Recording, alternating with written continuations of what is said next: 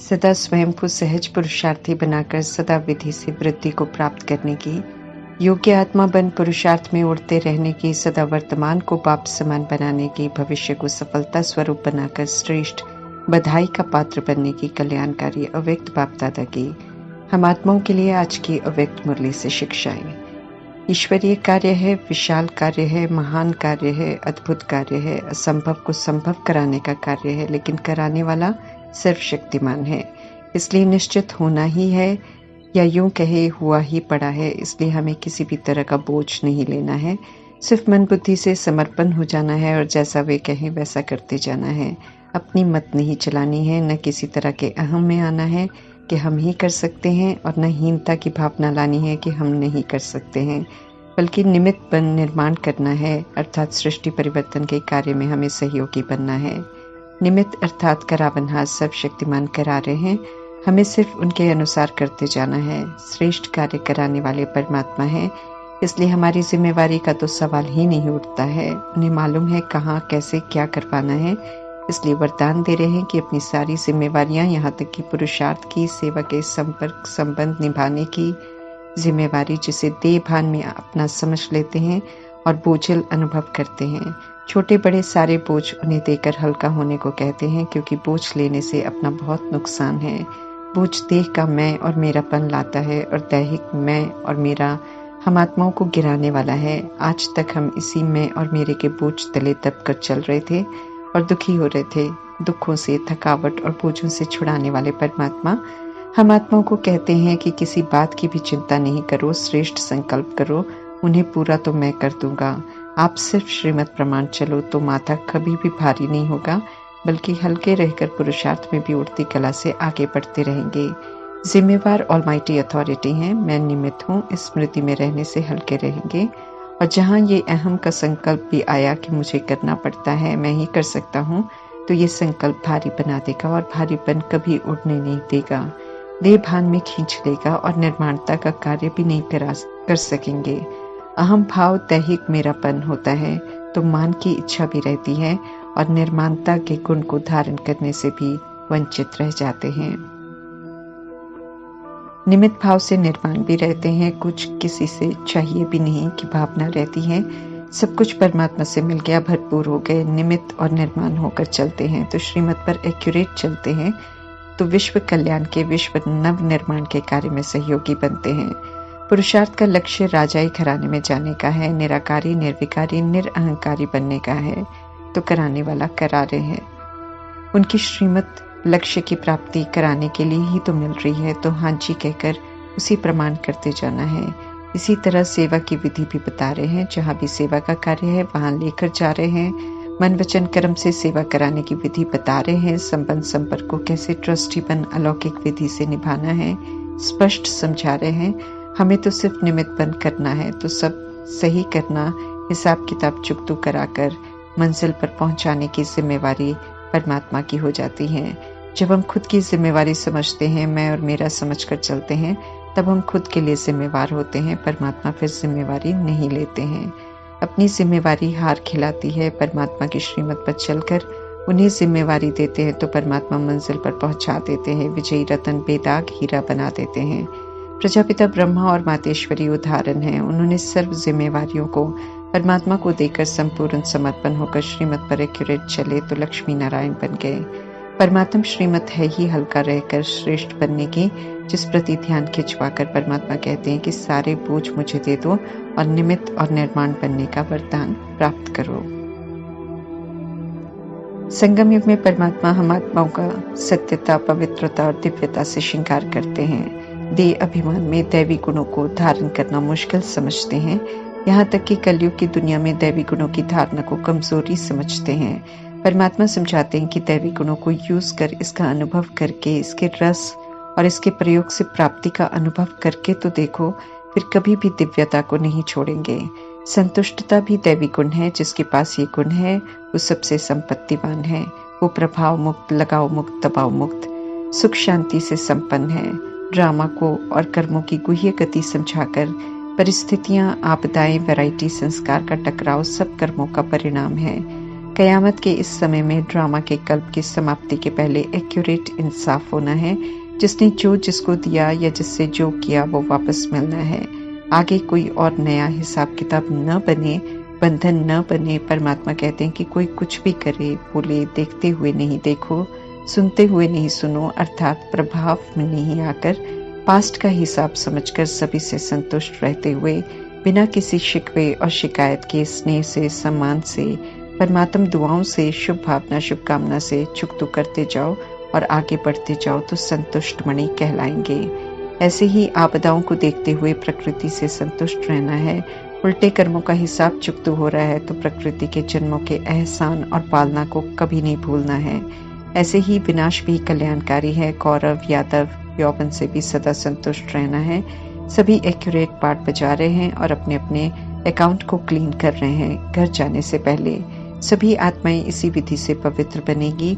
Knowledge को, पाठ को यथार्थ जान सभी से हमें संतुष्ट रहना है। संगम युगी जीवन का श्रृंगार संतुष्टता के गुण से कर, अर्थात सदा संतुष्ट रहकर सभी प्रति शुभ भावना, शुभकामना, सभी प्रति आत्मिक भाव और कल्याणकारी भावना रख संतुष्ट मणि का टाइटल लेना है परमात्मा से।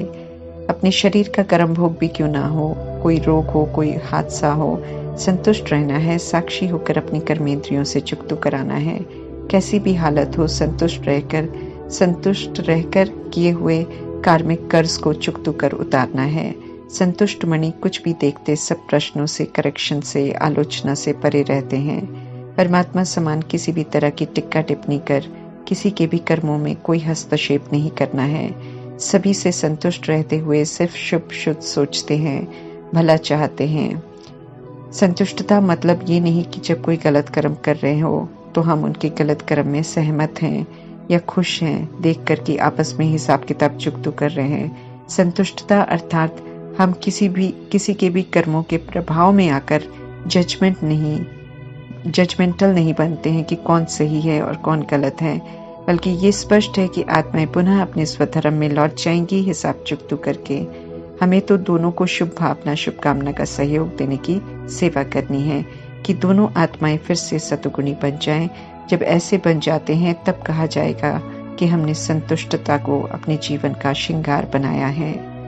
विश्व का नव निर्माण करने वाले परमपिता परमात्मा हम आत्माओं को भी विश्व नव निर्माता के रूप में देख रहे हैं। दुनिया तो नया वर्ष साल में एक बार मनाते हैं, लेकिन हम परमात्मा के बच्चों के लिए संगम युग नया युग है और इस युग का हर पल ही नया है। इसलिए हमारे लिए हर दिन नया वर्ष है। हर दिन नया अनुभव करते हैं क्योंकि हर दिन हमें परमात्मा से नया बनने की शिक्षा मिल रही है। शिक्षा मिलना अर्थात शिक्षा को धारण कर स्व में नवीनता लाना। हर दिन कल से बेहतर हो, इसलिए हर दिन नया वर्ष है। हर तरह की नवीनता लाने का ये युग है। इस युग में परमात्मा से नई नॉलेज मिलती है। इस नॉलेज से हमारी सोच नई हो जाती है, दृष्टि नई हो जाती है। इसलिए कलयुग को छोड़ हम नई संगम युग की सृष्टि में आ जाते हैं, जिसमें दिन रात, हर समय, हर सेकंड नया लगता है। पुराने संबंधों में कितना विस्तार था, उलझन थी, स्वार्थ था। संगम युग के ब्राह्मण संसार में संबंध की लिस्ट में सिर्फ बाप दादा और भाई बहन है। इसके अतिरिक्त कोई संबंध नहीं है और निस्वार्थ प्यार है। हमें किसी से कुछ भी नहीं चाहिए।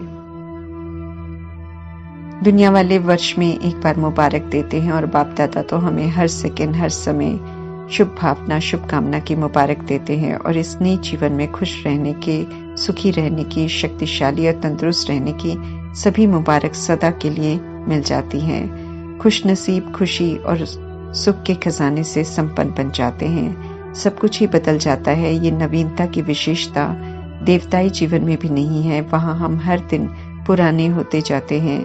संगम युग में हर दिन हम नए बनते हैं और जब श्रीमत पर चलकर नए बनते हैं, बाप दादा से मुबारक, बधाइयाँ व ग्रीटिंग्स मिलती रहती हैं। हर सेकंड हम खुशी में रहते हैं। रोज परमात्मा की याद में बना हुआ ब्रह्मा भोजन खाते हैं। दुनिया वाले तो वर्ष में एक बार नए वर्ष की खुशियां मनाते हैं, खास पार्टीज अरेंज करते हैं। ब्राह्मण संसार के जीवन में तो अमृत वेले से परमात्मा के साथ अनेक संबंध और स्वरूपों से मिलन की पार्टी मनाते हैं। फिर मुरली क्लास में संगठन में मिलन मनाते हैं और उमंग उत्साह से मुरली सुनते हैं और खुशियां मनाते हैं और दिन भर फिर मुरली को अमल में लाते हैं। तो ब्राह्मण जीवन का श्वासी उमंग उत्साह है। जब ये कम होता है तो परमात्मा पूछते हैं कि सर्व आशाएं पूर्ण करने वाले बाप के बन गए हो, फिर भी निराशा कहाँ से आती है। पुनः परमात्मा हम आत्माओं को ऑक्यूपेशन याद दिला रहे हैं कि हमें तो जो निराश हो गए हैं उन्हें भी आशावादी बनाना है, तो हम निराश कैसे हो सकते हैं। यही तो सेवा करनी है, स्वयं में नवीनता लाते हुए इस नए संगम युग में नई दुनिया बनानी है।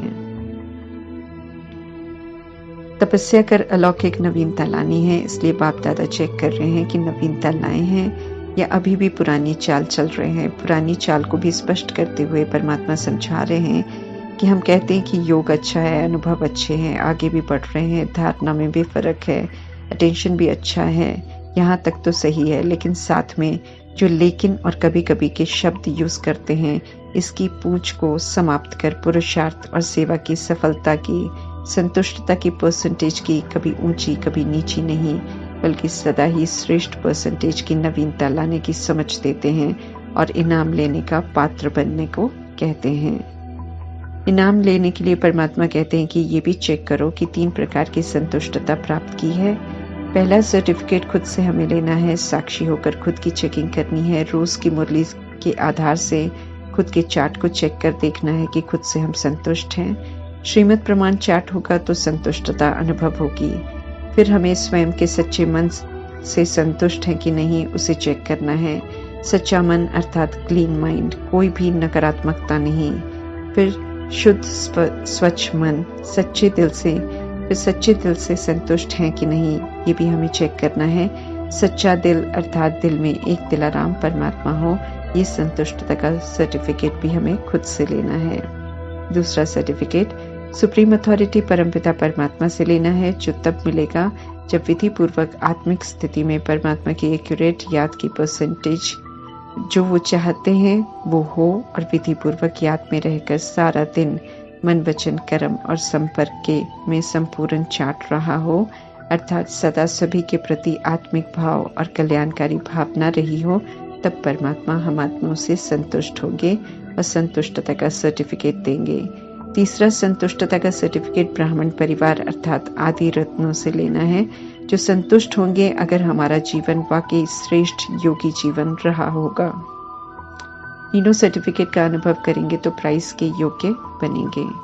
विधि पूर्वक आज्ञाकारी बनकर जो चार्ट रखने की आज्ञा पालन करेंगे, परमात्मा कहते हैं उन्हें भी मार्क्स मिलेगी, लेकिन संपूर्ण पास मार्क्स उनको मिलती है जो आज्ञाकारी बनकर चार्ट रखने के साथ साथ पुरुषार्थ की विधि को अपनाकर वृद्धि करते हैं, अर्थात प्रगति करते हैं, स्वयं में परिवर्तन करते हैं। जो ईश्वरीय नियम का पालन करते हैं, जो एक्यूरेट रीति से चार्ट लिखते हैं, वे बाप दादा के द्वारा ब्राह्मण परिवार के द्वारा बधाइयां लेने के पात्र बनते हैं। लेकिन इनाम लेने योग्य बनना है तो सर्व के संतुष्टता की बधाइयां लेने वाला पात्र बनना पड़ता है। यथार्थ अर्थात एक्यूरेट तपस्या है तो उसकी निशानी है कर्म संबंध और संस्कार में नवीनता की विशेषता का अनुभव खुद को भी हो और औरों को भी अनुभव हो, तब कहेंगे एक्यूरेट तपस्या। यथार्थ चार्ट में हर सब्जेक्ट ज्ञान योग धारणा सेवा में प्रगति और परिवर्तन अनुभव हो। परमात्मा स्पष्ट कर रहे हैं कि परिस्थितियां व्यक्ति प्रकृति माया द्वारा आनी है जरूर, लेकिन स्वस्थिति की शक्ति हो तो परिस्थिति का प्रभाव मनोरंजन की सीन की तरह आकर खत्म हो जाएगा। संकल्प में भी हलचल अनुभव नहीं होनी चाहिए। याद की यात्रा को सहज करना है, शक्तिशाली करना है।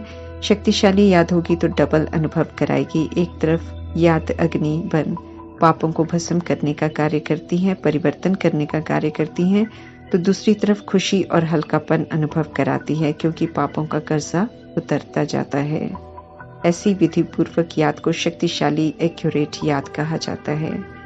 लक्ष्य सदा स्मृति में हो तो समर्थी अर्थात लक्ष्य को पूरा करने की शक्ति आ जाती है।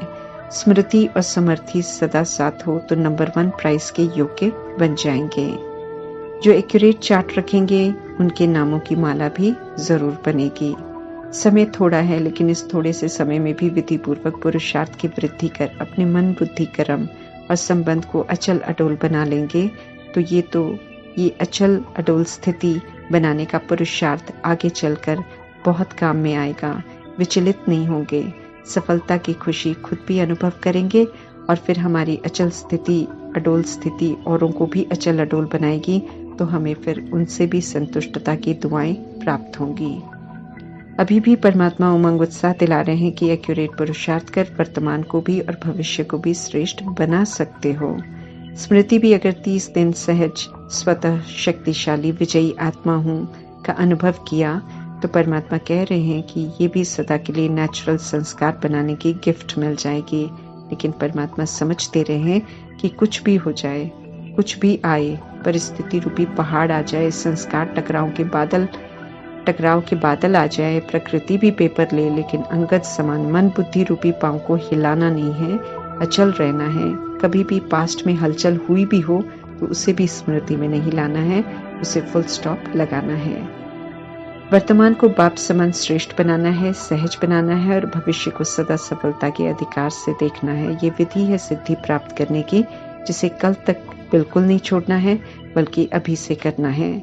स्मृति मास का समय भले थोड़ा है, लेकिन इसे ही बहुत काल का संस्कार बनाने की श्रीमत दे रहे हैं परमात्मा। विधि पूर्वक करेंगे तो ये विशेष वरदान प्राप्त करेंगे। वरदान पुरुषार्थ को सहज बनाता है, इसलिए वरदान को यूज करना है, वरदान को लेकर अलबेले नहीं बनना है। परमात्मा कुमारियों को स्पष्ट कर कह रहे हैं कि अगर अपनी हिम्मत है पवित्र रहने की, समर्पित होने की, फिर कोई किसी को रोक नहीं सकता है। खुद अंदर आकर्षण होता है, तब कहते हैं कि हम तो नहीं चाहते, लेकिन माँ बाप कहते हैं। ये अपनी कमजोरी होती है, जिससे हमें स्वयं को दूर रखना है। हर समय की परमात्म याद और प्यार दुआएं हैं हम आत्माओं के लिए, जिसे आज्ञाकारीपन प्राप्त करेंगे तो उमंग उत्साह से उड़ती कला का पुरुषार्थ कर सहज मंजिल तक पहुंच जाएंगे। ओम शांति।